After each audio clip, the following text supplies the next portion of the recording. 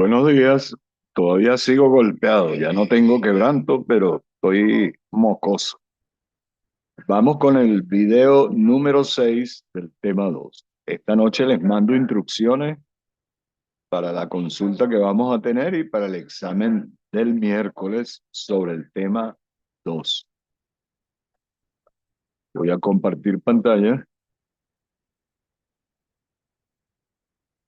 Ahí está el material. Este material lo tienen ustedes en el aula.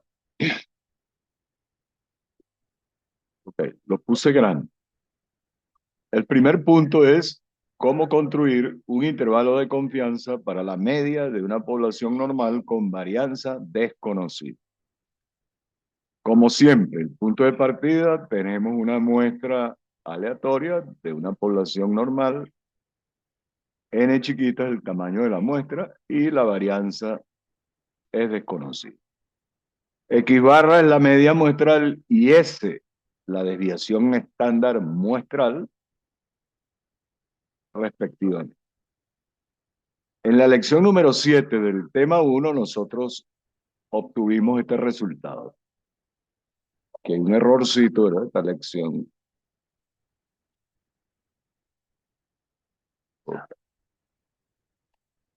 Siempre hay un errorcito. El estadístico T, definido como X barra menos la media de la población entre S sobre raíz de N,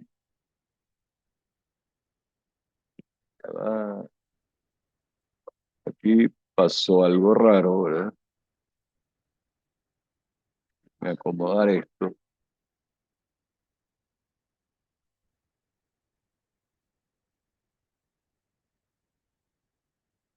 El estadístico T, definido como la media X barra de la muestra menos la media de la población entre S sobre raíz de N. Aquí hay algo que se traspapeló. Ok. Ese estadístico ya establecimos, lo voy a escribir aquí. ¿Qué distribución tiene? Tiene una distribución T de student con N-1 grados de libertad. Ok. Bueno, en la página 3 de la lección 7 del tema 1, nosotros demostramos que esto que voy a marcar es un intervalo aleatorio de probabilidad 1 menos alfa para mu, la media de una población normal con varianza desconocida. ¿Qué significa ese intervalo? Bueno, la probabilidad de que este intervalo, que va desde aquí hasta aquí, contenga a mu es 1 menos alfa. Repito, la probabilidad de que el intervalo de límites aleatorios x barra menos t por s entre raíz de n hasta x barra más t por s sobre raíz de n, la probabilidad de que ese intervalo aleatorio contenga el verdadero valor de mu es 1 menos alfa. Si quieren les pongo aquí, ¿verdad? Mu para que no haya ninguna confusión. ¿Okay?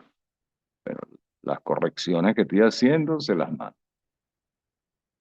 Una vez que yo conozco X1 chiquita, X2 chiquita, hasta Xn chiquita, que son los valores observados en la muestra, voy a tener un valor observado aquí. También hay que hacer un cambiecito.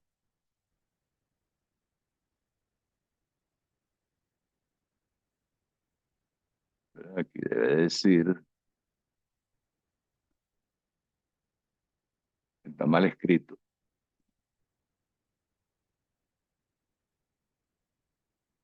Lo estoy acomodando aquí.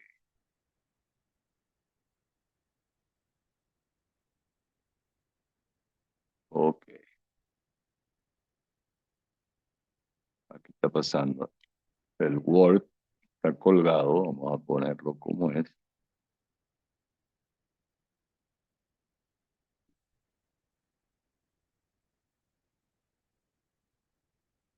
X barra. O sea, una vez que yo tenga los valores muestrales, que son las X sub I minúsculas, tengo un valor observado X barra de la media muestral X barra, que está mal escrito también allí.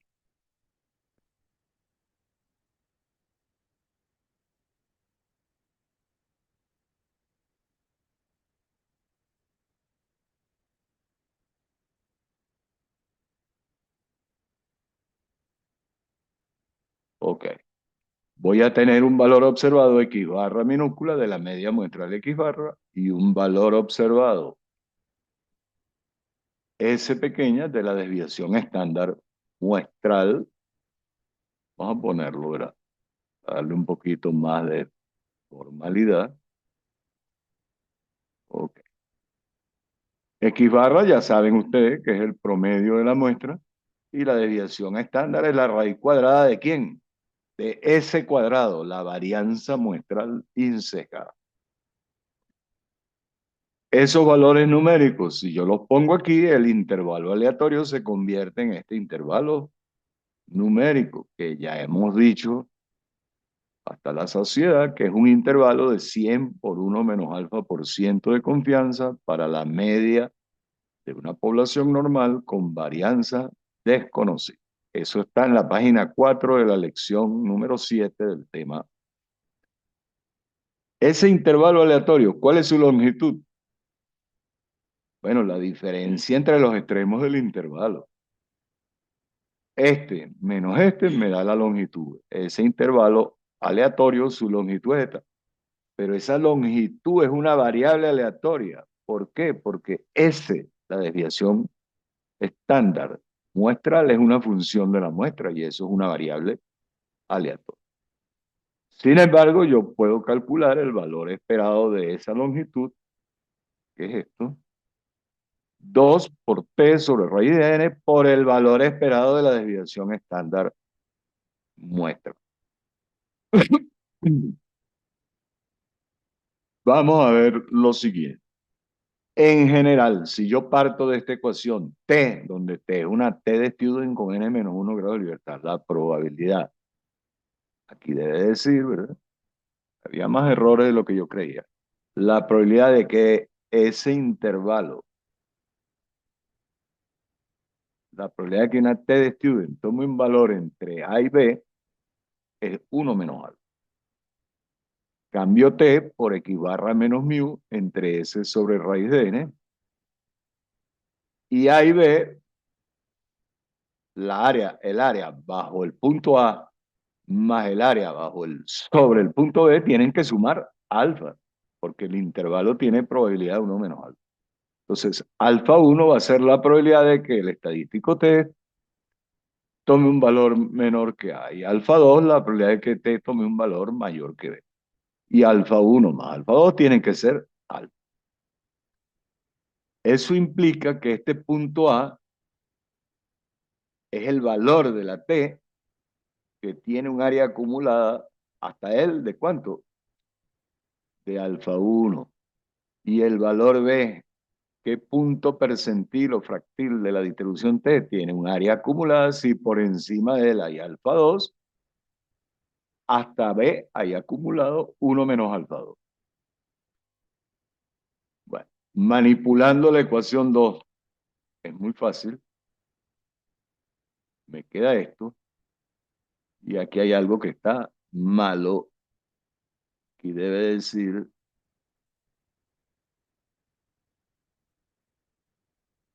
vamos a ver si eso está bien o está mal. Aquí ustedes tienen que dejar mu en el medio, A por SRG, multiplican por menos 1.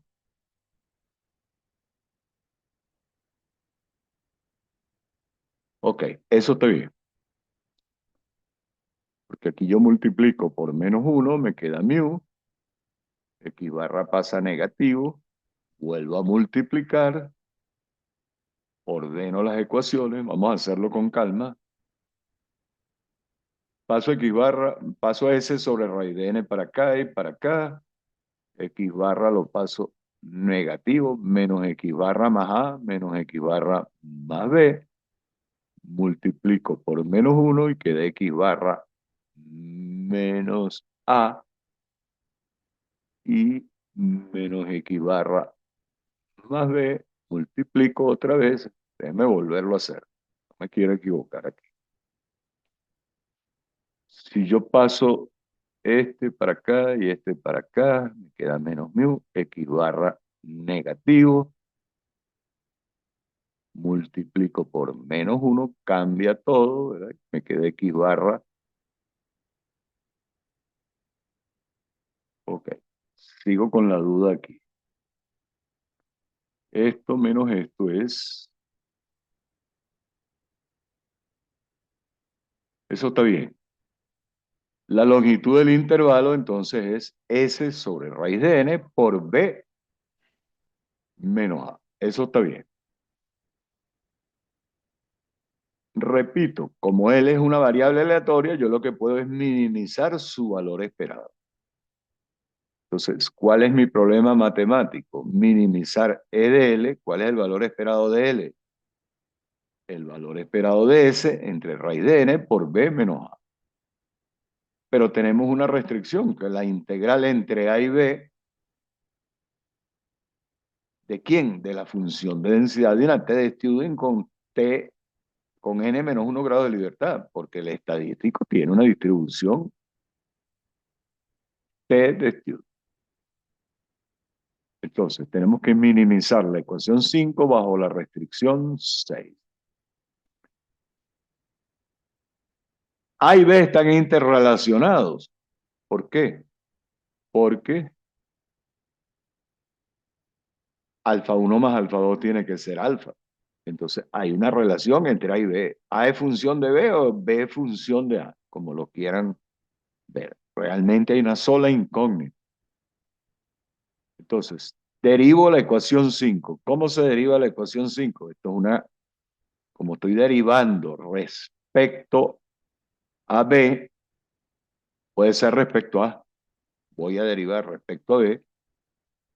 Aquí no hay nada, esto parece como una constante al derivar y queda 1 menos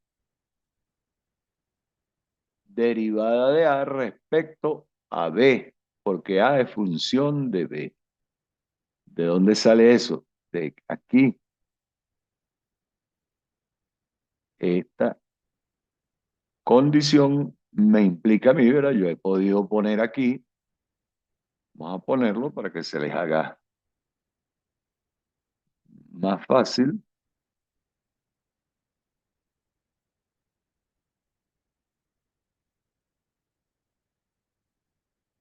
Aquí yo puedo poner T con n menos 1, pero al 1 menos alfa 2 es 1 menos alfa,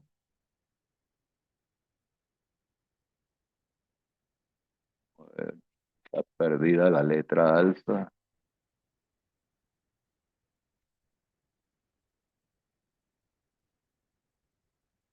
alfa, menos alfa 1.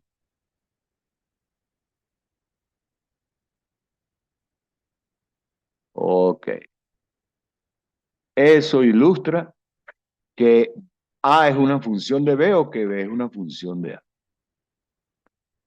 Derivamos la ecuación 5 respecto a B, igualamos a 0. Esa derivada es 1 menos diferencial de A respecto a B por la derivada interna que es 1. Y me queda esto. Y finalmente esto. Que diferencial de A respecto a B es 1. Ya ese es el punto de partida para saber cuál es la relación entre A y B. La ecuación 6, cuando yo integro una función de densidad entre A y B, ¿qué me queda? La acumulada en B menos la acumulada en A. Eso es lo que estoy escribiendo aquí. G es la función de distribución acumulada de una T de Student con n menos 1 grado de libertad. Derivo la ecuación 9 respecto a B, igualamos a 0. Ok, aquí faltó obtenemos se iguala a cero y obtenemos eso. Derivada de esto respecto a la derivada de la acumulada es la densidad. Menos derivo g de A, me queda la densidad en A por la derivada interna que es de A entre dB igual 0. Con la ecuación 8 y la ecuación 10 obtengo esto, ¿verdad? Como yo voy a poner aquí que de A a dB es 1, me queda que G de B igual G de A. Como la distribución, aquí vamos a poner mayúscula, como una distribución T de Student es simétrica respecto a cero, igual que la normal estándar, las ordenadas del lado positivo, los valores de la función de densidad del lado positivo, tienen el mismo valor que las ordenadas, los valores de la función de densidad a la izquierda de cero. Y entonces B es menos A o A es menos B. No hay otra. Es decir, la función de densidad T de Student en el punto 1 vale lo mismo que la función de densidad en el punto menos 1. Pero si B es igual a menos A, eso implica que las dos áreas, alfa 1, el área bajo el intervalo, y alfa 2, el área bajo el intervalo, son alfa medio. ¿Por qué?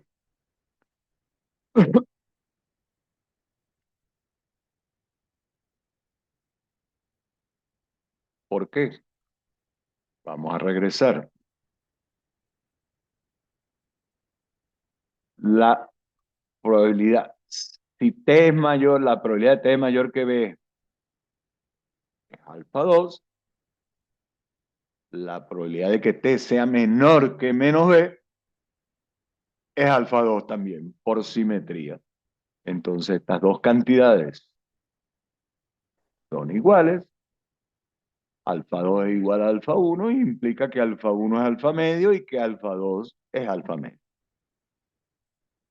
Entonces, la solución es que el extremo A, el coeficiente A tiene que ser este y el coeficiente B tiene que ser, aquí hay algo malo, ¿verdad? Aquí debe decir alfa medio.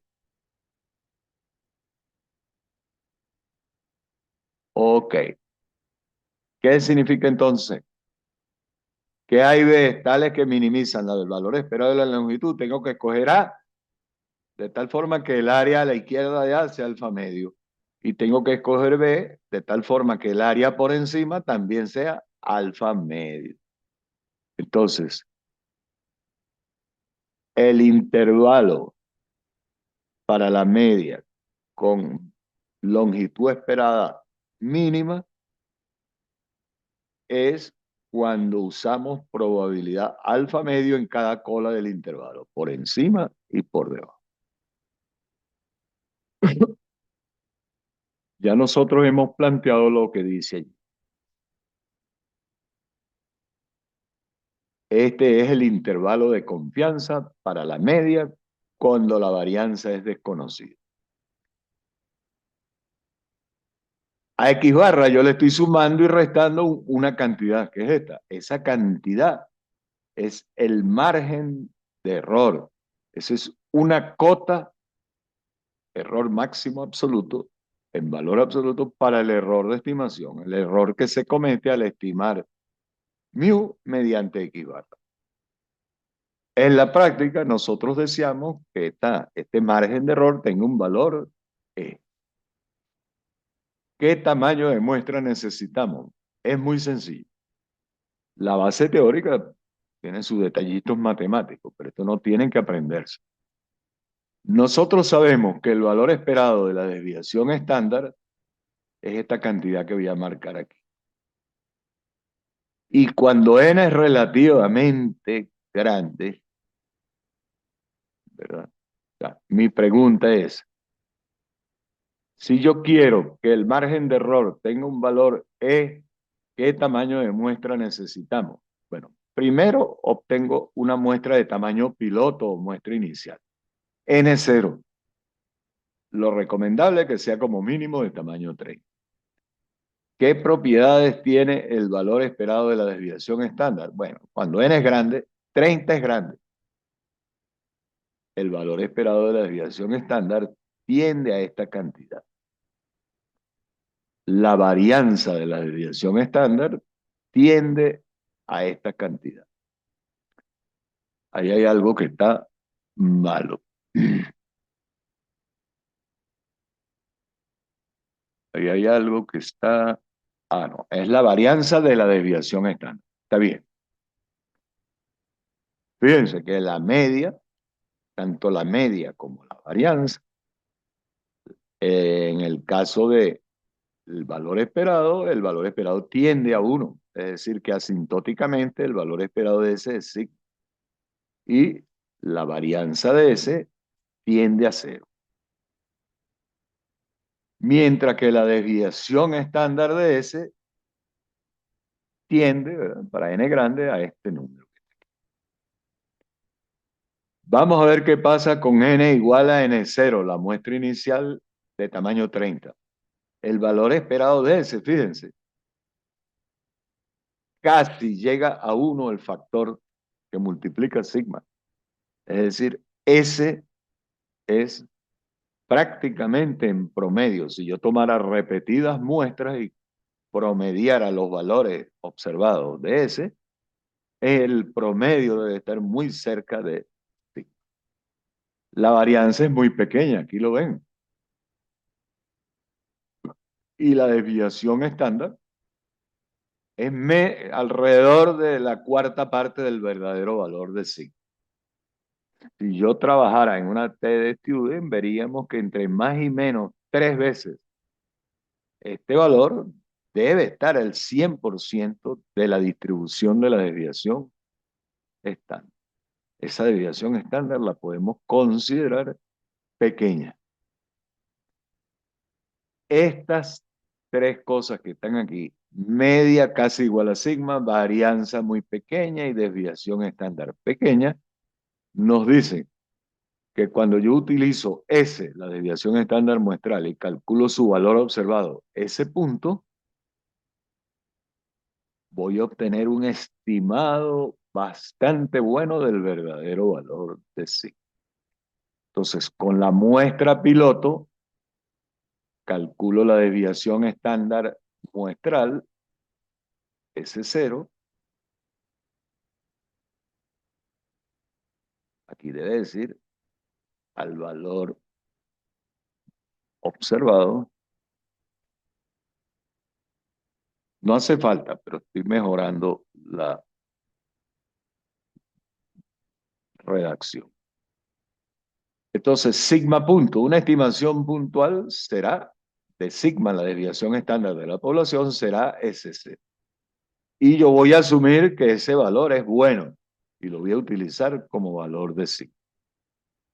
Como el tamaño de muestra es más de 30, 30 o más, puedo aproximar el percentil 1 menos alfa medio de una T con n menos 1 al percentil 1 menos alfa medio de una distribución normal estándar.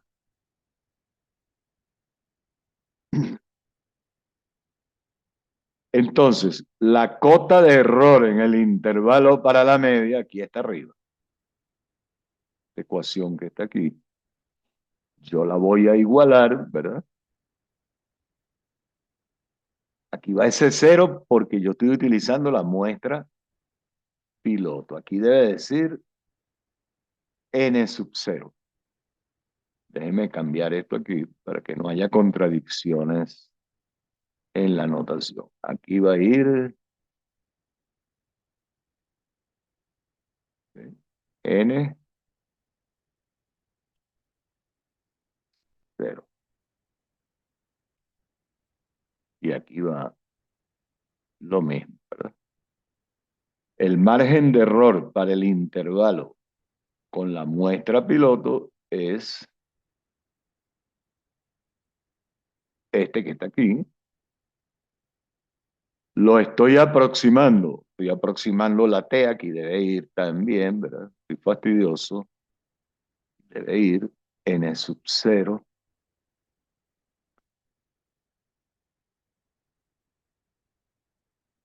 Ok, yo lo que hice fue que en esta ecuación que está aquí, estoy cambiando N por N0, S por S0.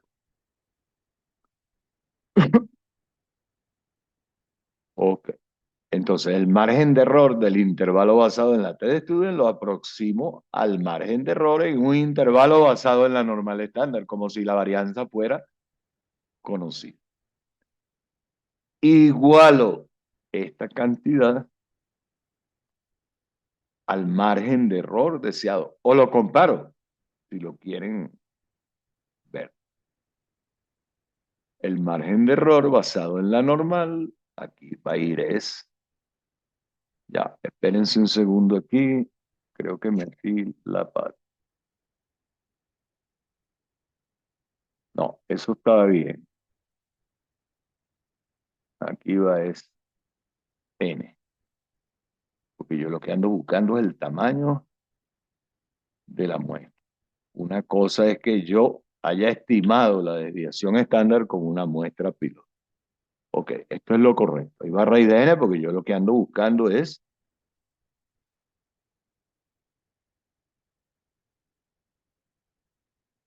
n. Ok, me disculpa. El margen de error en el intervalo basado en ATD Student sería esto, ¿verdad? Por sigma entre raíz de n. Perdón, aquí hay algo que está malo. Ya yo les dije que ese cero es,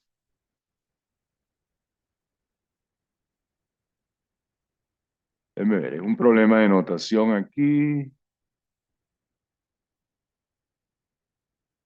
Aquí debo poner, vamos a ver aquí, yo tengo que poner esto por S entre raíz de n. Pongo ese cero porque ese valor yo no lo estoy sacando, lo estoy obteniendo de la muestra piloto. Así es la relación correcta. Entonces, como ese cero lo estoy tomando como sigma, este es el nuevo margen de error y de ahí voy a despejar n. ¿Ok? Un último chequeito aquí, no vaya a ser que me haya equivocado. Bla, bla, bla, bla. Z de 1 menos alfa medio, sigma entre raíz de n, está bien. ¿Por qué puse ese cero aquí? Ok, porque yo estoy utilizando la muestra piloto.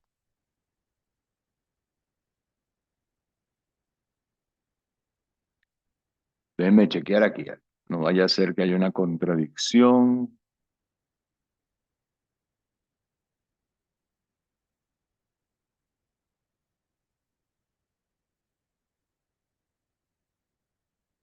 Aquí lo correcto es poner S. Ok. ¿Qué es lo que estoy aproximando? La T la aproximo a una normal. Y S lo asumo conocido como sigma, donde sigma, ¿quién es? Este valor de aquí, sigma punto igual SC. Déjeme ponerlo aquí para que no haya la menor duda.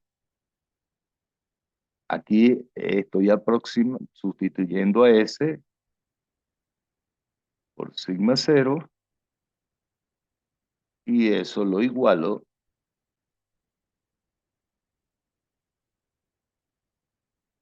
Ok, esta es la notación correcta. O sea, aquí ya no es sigma punto, sino sigma. Ya lo voy a explicar.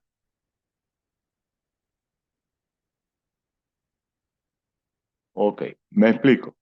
El margen de error en el intervalo basado en la T de Student es este, pero yo estoy aproximando el percentil T por el percentil Z. Ese lo estoy reemplazando por, ese es sigma punto. y sigma punto, entonces paso a decir que es el verdadero o el valor, un valor muy bueno de sigma. Y por eso escribo esta igualdad. Ok. Sigma punto pasa a ser ahora sigma como si la desviación estándar y la varianza fueran conocidas. El valor de ese que estoy tomando como sigma punto es el que corresponde a la muestra de tamaño n0, para no enredar más la notación. Igualamos la cota de error a su valor deseado, E, y de ahí despejo N. Eso me da un valor N. ¿Eso qué significa? Que mi tamaño de muestra va a incluir las primeras N0 observaciones y N menos N0 observaciones adicionales. Vuelvo a construir ahora sí construyo el intervalo, utilizando las primeras N0 observaciones y las adicionales. Entonces, pero utilizo el intervalo basado en la distribución T de Student. Entonces, el intervalo es este. ¿Quién va a ser ese? La desviación estándar muestral calculada con la nueva muestra. Ok. O N va a ser aquí el tamaño de la nueva muestra, que es N0 más N menos N0 observaciones. Con las N observaciones calculo la desviación estándar muestral. En este nuevo intervalo comparo el margen de error con el margen deseado. Si este margen de error es menor o igual que E, la cota de error que yo deseo, el tamaño de muestra es satisfactorio. Pudiera suceder, pero es muy poco probable que este margen de error todavía sea más grande que la cota deseada E. Pero puede suceder. Pero eso no hay que entristecerse. Se repite el procedimiento. Ahora, la muestra de tamaño n pasa a ser la muestra piloto y se repiten todos los pasos. Supónganse que la muestra inicial fue 30 y aquí me da 50. Cuando vaya a construir el intervalo va a ser indiferente, ¿verdad?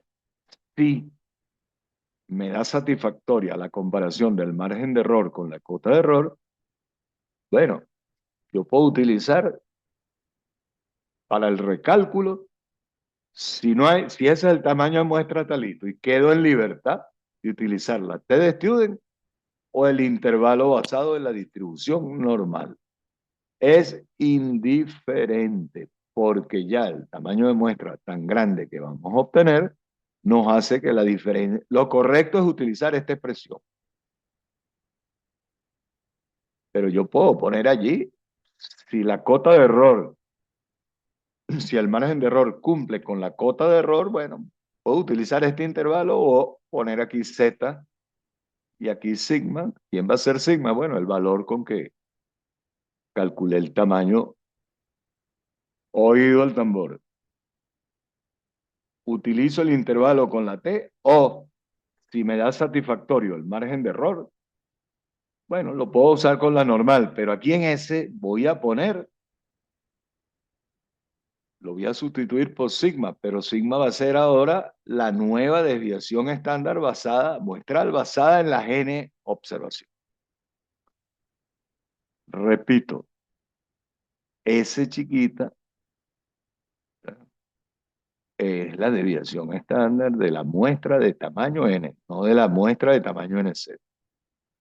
Si el margen de error no es satisfactorio, con la muestra de tamaño n, este valor pasa a ser el estimado de sigma y recalculo el tamaño de la.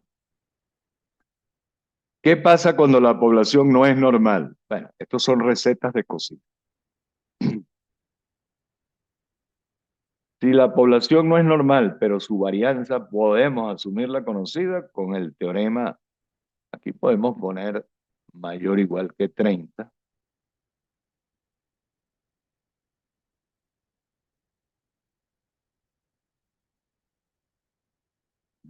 Eso es indiferente.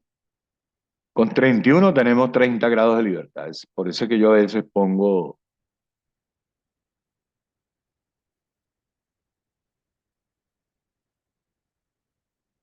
aquí pongo mayor o igual. Vamos a ver aquí. Mayor o igual. Bueno, cuando la población no es normal, pero la varianza la puedo asumir conocida y si n es grande, bueno, utilizo la normal estándar. Y ese es un intervalo aproximado de 100 por 1 menos alfa por ciento. Pero si la población es desconocida, la varianza es desconocida, yo tengo que ver si puedo aproximar el estadístico T de student, el estadístico T, si puedo asumir que en muestras grandes tiene una distribución T de student.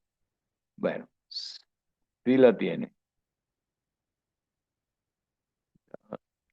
Hice algo, ya me perdí. Ah, raíz, y va n, ok. ¿Cuál es el estadístico que estamos utilizando? X barra menos mu entre S por raíz. Cuando la población no es normal,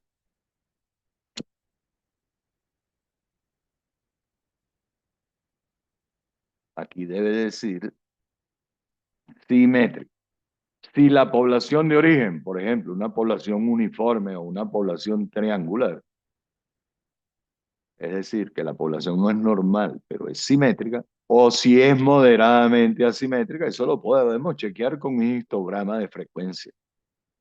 Cuando n es grande, aquí sí se recomienda que n sea mayor que 40, el estadístico T sigue aproximadamente una T de Student y trabajamos como si nada. El intervalo de confianza, su fórmula es la misma.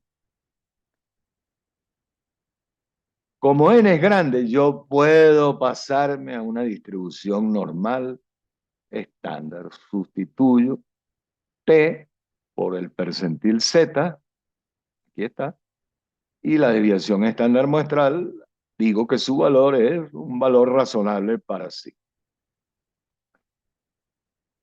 Cuando aquí se me perdió algo, ¿verdad? Vamos a ver. Okay. Ya. Cuando la población no es normal, pero es moderadamente asimétrica, ¿verdad? Se fue esto con la corregidera, se corrió.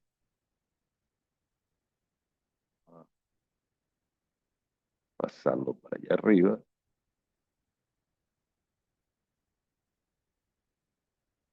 ¿verdad? Lo voy a poner aquí.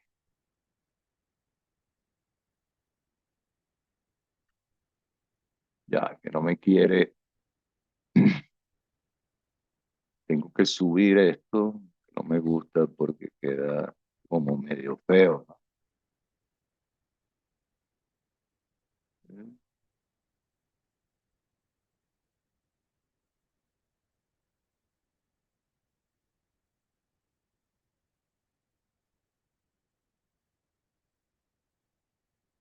Ok, y aquí lo tengo que rodar un poquitico. Si la población no es normal, pero no es demasiado asimétrica para tamaños de muestra mayores que 60, puedo considerar que el estadístico T, su distribución aproximada es una T de Student y trabajo con las mismas expresiones. Obviamente, nuevamente yo puedo hacer una doble aproximación sin que el error se aumente. El intervalo de confianza, ¿verdad? Será este. Y lo puedo aproximar a una normal, cambiando S por sigma, aquí se los puse, y la T de Student por una Z. Cuando la población es exageradamente asimétrica, de verdad no hay criterios bien sustentados de cómo se aproxima la distribución de T. Muchos autores dicen que con muestras mayores de 100 se compensa la falta de normalidad y la asimetría. Otro enfoque, que es el que yo uso, está fuera del alcance del curso. Si me da tiempo, les voy a hacer un ejemplo. Usando un método de remuestreo, por ejemplo, Bootstrap, construye una distribución empírica de probabilidad para el estadístico T y la utilizo como su distribución. Y los percentiles de esa distribución son los que voy a usar en el intervalo de confianza. Vamos con el último punto, que ya lo estudiamos indirectamente. Yo tengo una población normal con media mu y varianza sigma cuadrado. Como yo no voy a hablar de mu en todo lo que sigue, es equivalente a asumir que es desconocido. Mi problema es que yo quiero construir un intervalo, una estimación de intervalo para la varianza. Ya ustedes saben que este estadístico, la varianza muestral insesgada o corregida, o varianza muestral, es un estimador insesgado de sigma cuadrado siempre. Y para una población normal es es consistente, su varianza tiende a ser. Esto que estoy marcando aquí es verdad siempre, sea normal o no la población. Y esto de aquí es válido para poblaciones normales. Cuando la población es normal, ya sabemos que este estadístico Y tiene una distribución chi cuadrado con n, i cuadrado con n menos 1 grado de libertad. N menos 1 es c cuadrado entre sí. Y también, esto no hace falta por los momentos, S cuadrado eh, tiene una distribución gamma con R igual a N menos 1 entre 2 y lambda igual a N menos 1 entre 2 sigma cuadrado. De ahí se despeja fácilmente que el valor esperado de S cuadrado es sigma cuadrado. ¿Por qué? Porque el valor esperado de S cuadrado es R entre lambda. Cuando ustedes dividen R entre lambda, queda sigma cuadrado. En las páginas 4 y 5 de la lección número 6, nosotros demostramos esto que está aquí.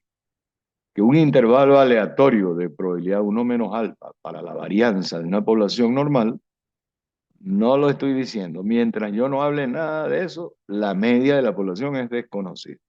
Por eso es que C cuadrado es el que uso. Si yo utilizo ese es porque con X barra estoy estimando intrínsecamente a mu. Bueno, entonces aquí está. Esta expresión me da un intervalo aleatorio de probabilidad 1 menos alfa para sigma cuadrado. Está demostrado. Una vez que consiga los valores muestrales, esto que estoy marcando es un intervalo de 100 por 1 menos alfa por ciento de confianza para sigma cuadrado, la varianza de la población.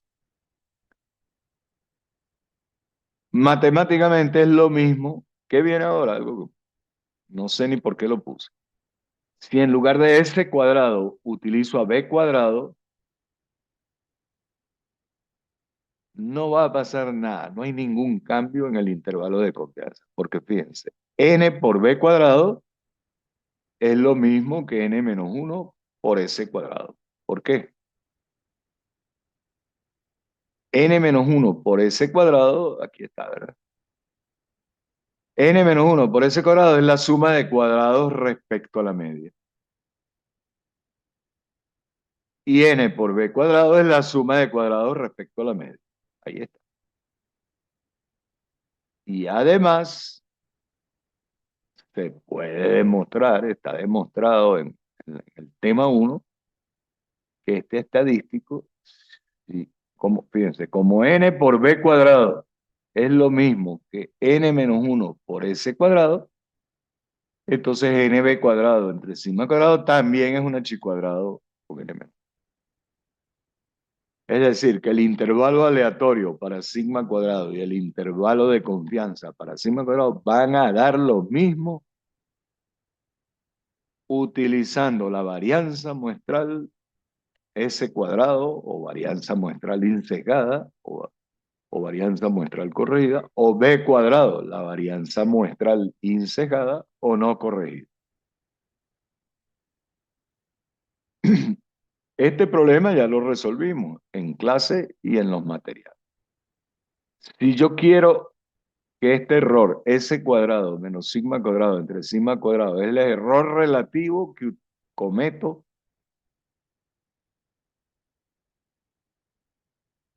al estimar sigma cuadrado mediante S cuadrado. Ahí no está mal escrito, ¿verdad? Porque debe decir módulo. Vamos a acomodar. Eso es lo bueno de las clases que aquí ya, corchete, el que me interesa, ¿cuál es? Este. Y esto lo paso. Ok. El módulo de S cuadrado menos sigma cuadrado entre sigma cuadrado es el error relativo en valor absoluto que cometo al estimar sigma cuadrado mediante S cuadrado.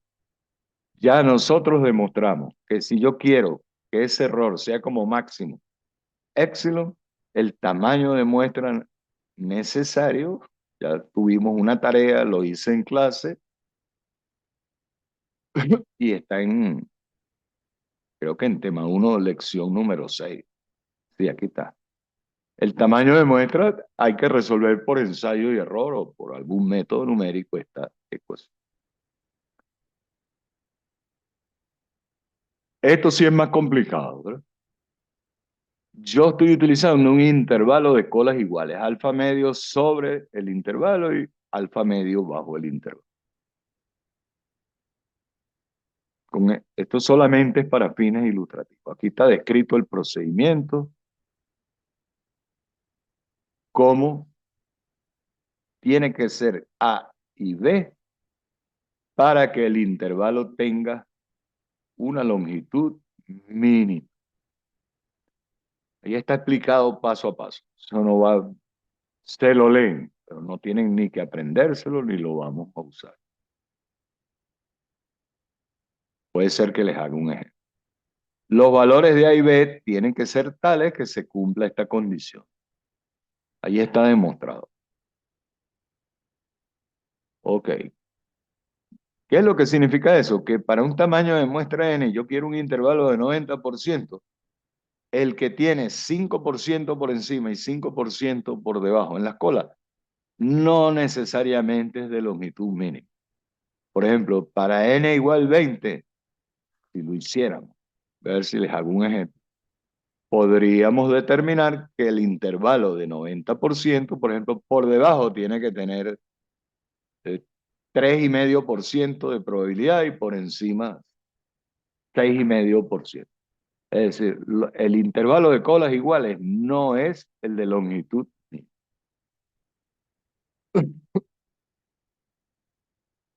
Esto ya lo dije. No estamos hablando de mu en ningún lado. Por lo tanto, estamos asumiendo implícitamente que no se conoce mu. Les voy a mandar un ejercicio para el examen. ¿Qué le pasa a todos estos intervalos en el supuesto de que conozcamos mu? Si al intervalo aleatorio para la varianza le saco la raíz cuadrada, obtengo un intervalo aleatorio, un intervalo aleatorio de probabilidad 1 menos alfa para sigma. Una vez que yo sé el intervalo aleatorio, le saco la raíz cuadrada y ese es el intervalo aleatorio para sigma. Y con el intervalo numérico para la varianza, si le saco la raíz cuadrada, obtengo un intervalo de confianza para la desviación estándar. Bueno, creo que salió un pelito largo. Esta noche les voy a mandar instrucciones para la hora de la consulta de mañana y para cómo hacer la evaluación. Bueno, estamos listos aquí. Todavía faltan 2 videos de este tema. Entonces, con el próximo, que es la lección número 7, eso es lo que va para el examen. La lección número 8 no va a ir para el examen.